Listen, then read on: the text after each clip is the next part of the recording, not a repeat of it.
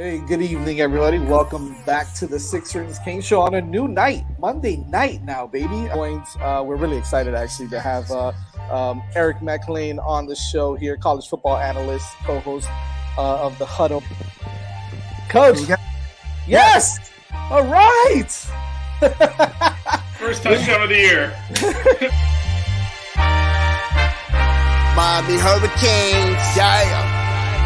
You know the name already. It's Mercy. Ha ha.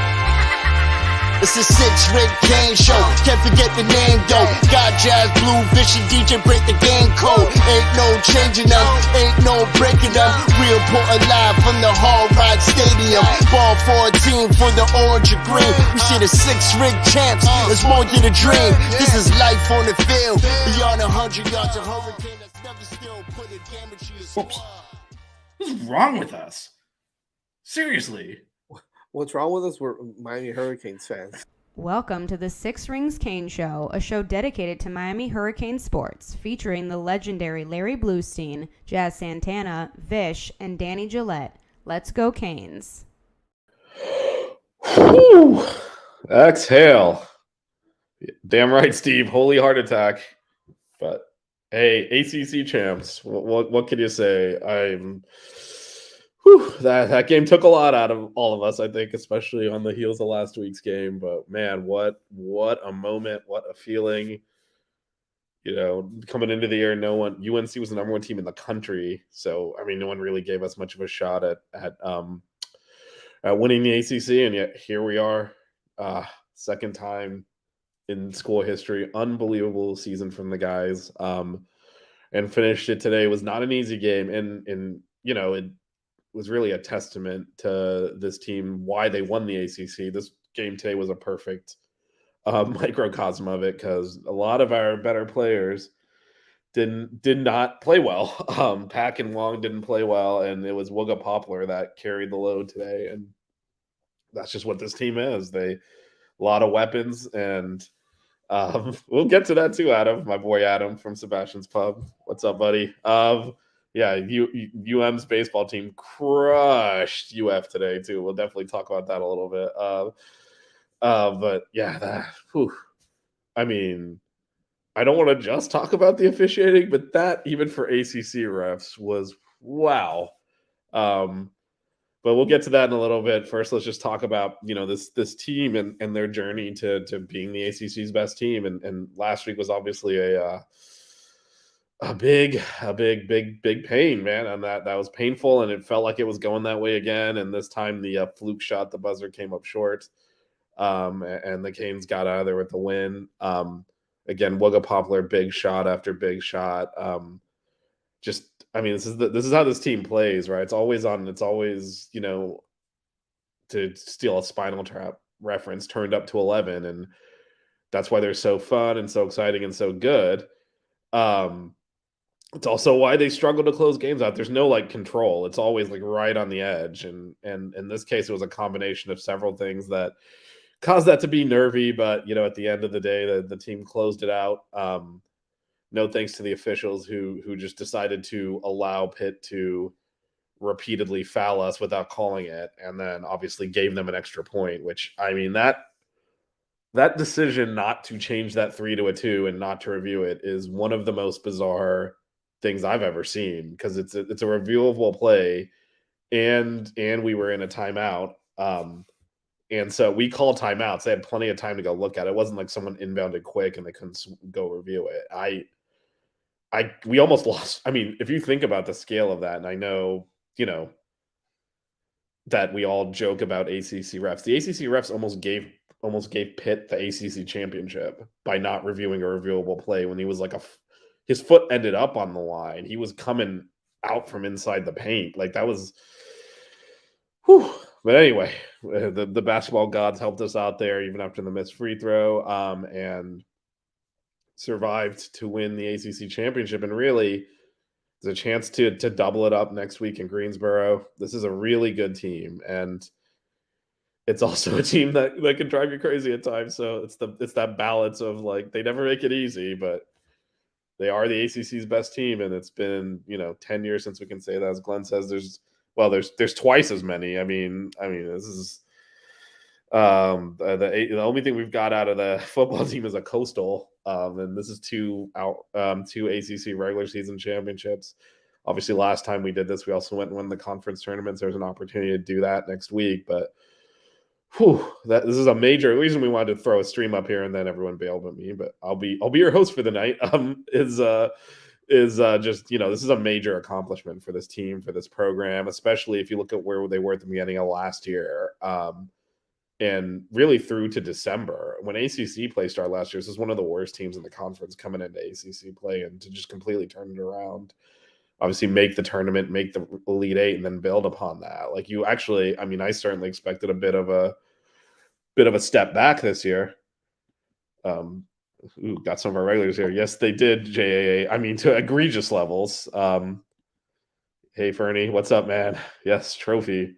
To actually build upon last year despite losing 3 starters. Unbelievable season. Coach L is obviously going into the Hall of Fame now, but eventually they gotta name the court stadium after him and Katie Meyer probably, so maybe they'll co-name it. But that this is an incredible season from a team that really, lost a lot from last year. And I think this game today really showed how good of a job coaching he did, because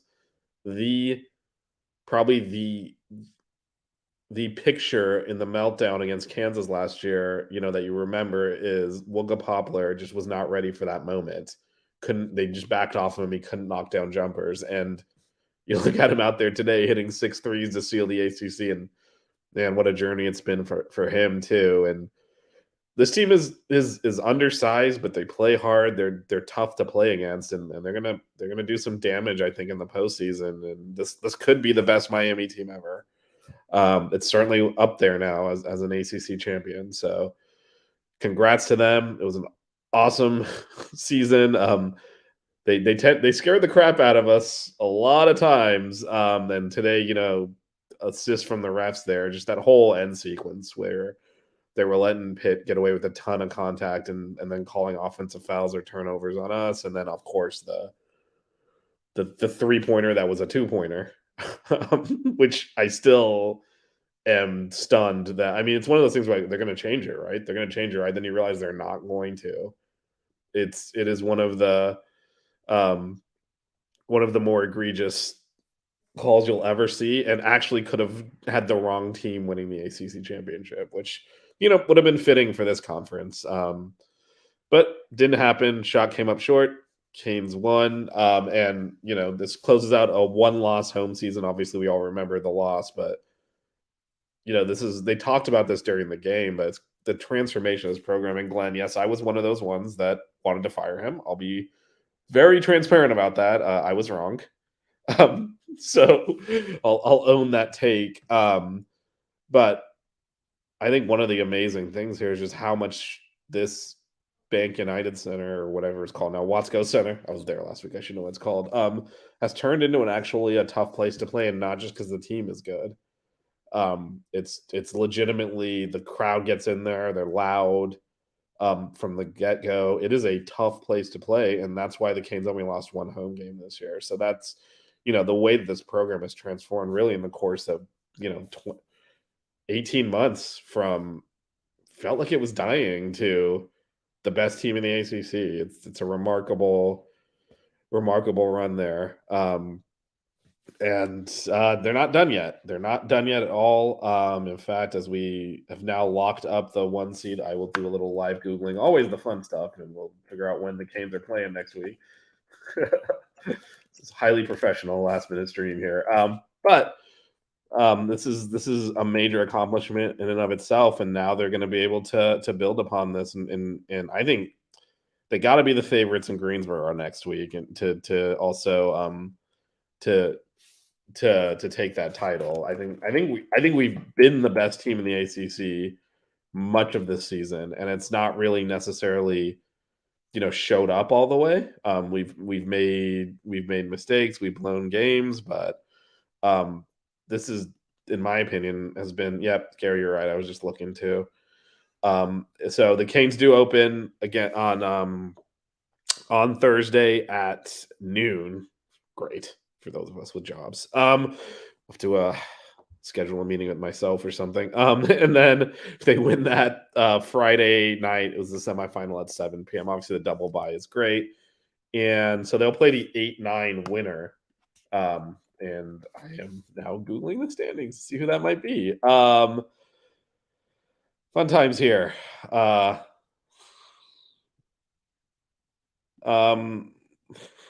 So the John Ruiz, no, he can't go after the NCAA because they intentionally avoided going after him. That's why they punished the women's basketball program. So we're looking at actually this is locked in. So we'll play Syracuse or Wake Forest. That is the 8-9 game. So they'll play on Wednesday, and the winner will play the Canes. So that is who we'll be playing. In terms of John Ruiz, basically, they said that. I mean, I have a whole video on this. You can go watch that. But essentially, they punished intentionally around him without going directly at him, so that he really didn't have any recourse. If they had gone after him at all, he would have sued them and won because there's no violation there. Actually, it was a witch hunt. So the 4 seed right now, I believe, is Clemson. I think it will be unless Duke wins and Clemson loses. And I know that Duke Carolina game is going right now. Clemson's up 18 on Notre Dame. That looks like, unless they do what we did against Florida State, so it looks like it'll be Clemson as the 4 seed. Duke is up 1 on Carolina late, but it looks like that won't matter. They'll still be the 5 seed. I'll have to go find it. It's on this YouTube feed, so you can probably go look. This was on last Saturday. But yeah, I kind of covered the whole thing and kind of what happened there. But essentially, it was a witch hunt to try and get Johnny Ruiz. They couldn't get him. And then and so they just found something else to justify the investigation. Yeah, no, this is why it's believable, right? Because everyone does. If you're not from South Florida, you believe all this garbage that gets kind of pumped out there. And then, yeah, it was like, oh yeah, they're cheating, they're doing this, they're doing that. And then anytime that's what actually pushes the NCAA into, we're going to investigate Miami. We're going to investigate Miami. And they do, and they always come up empty. This was an empty, the Adidas scandal was an empty. The Nevin Shapiro stuff was an empty also. Because believe it or not, people who run Ponzi schemes aren't necessarily the most honest characters. I'm just speculating there. So it's actually hard to prove the stuff he was talking about. Some of it was true, some of it wasn't. They ended up, imploding their own investigation. So yeah, no, that's our reputation. It's just be comfortable with it and embrace it. But we didn't do anything wrong here. I was thinking about that, Gary. I was like, well, so here's my feeling on that. I would love to go after good old Bada team over there. On the other hand, if we somehow lose that game, I don't think I want to lose to that asshole. So I'll take either of those teams. Wake Forest is probably the better team, to be honest, the tougher team. But either way, that'll be on Thursday at noon, and then it looks like the 4 seed would be. Looks like right now it's going to be Clemson, so that appears to be who will be playing. Let's see, Glenn here. The comment, the upside of them being carried because all these close games is that there might be a school. I tend to agree. I would say we are used to playing in these tight games and executing down the stretch, and as painful as a lot of this is, we do tend to come out with the win. Like we've only lost a handful of games this year, period. So I think the consternation is that